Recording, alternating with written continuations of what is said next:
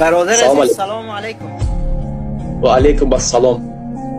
برادر عزیز من فارسی صحبت میکنم، از تاجیکای خراسان هستم. اگر اجازه بدید برادر صحبت کنم یک چند دقیقه. در جای هستی که قوای برق نیست و متر نمیبینی. یک لحظه من اجازه بدید. حال درست شد؟ ماشاءالله. اولی جناب شد. نهایت اولی جناب شد. سلام علیکم دوستی عزیز.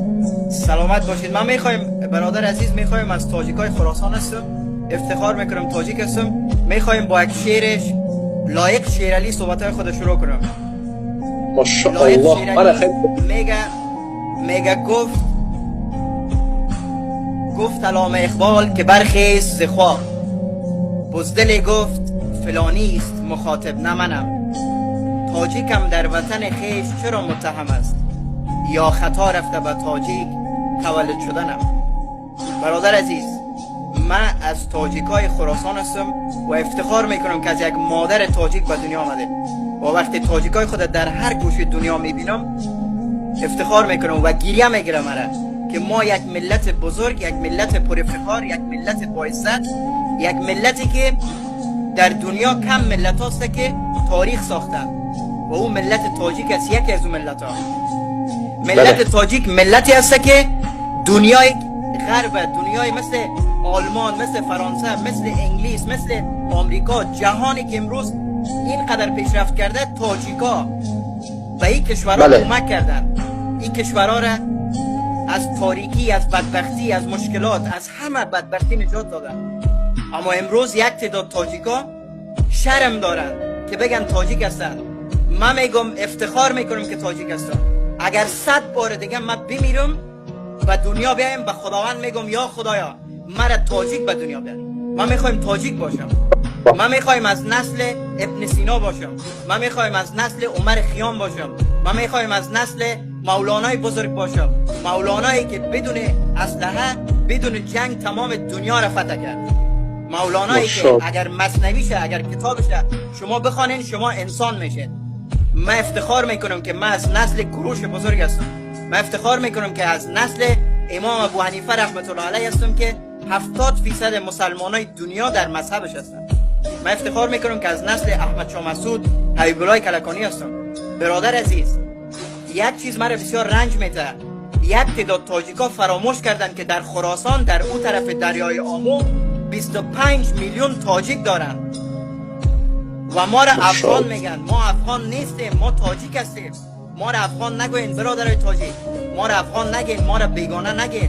ما برادرای شما هستیم، ما یک خانواده هستیم، ما یک ملت بزرگ هستیم. تاجیکای سمرقند، تاجیکای پاکستان، شما میدانید که امروز در پاکستان 12 میلیون تاجیک است. 12 میلیون تاجیک است. 25 میلیون تاجیک در خراسان است. امروز تاجیکای خراسان بسیار مشکل دارند. شما باید صدای ما را بلند کنین. شما باید با ما دوست شوید. شما باید ما را بشناسید. شما باید برادرایتان را پیدا کنید.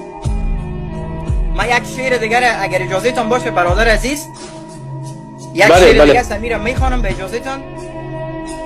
در گذشته در تاریخ تاجیکا در خراسان بزرگ یک تاجیک خراسانی برای پادشاه روم قدیم نامه فرستاد. پادشاه روم مسخره کرد، خندید به نامه تاجیک.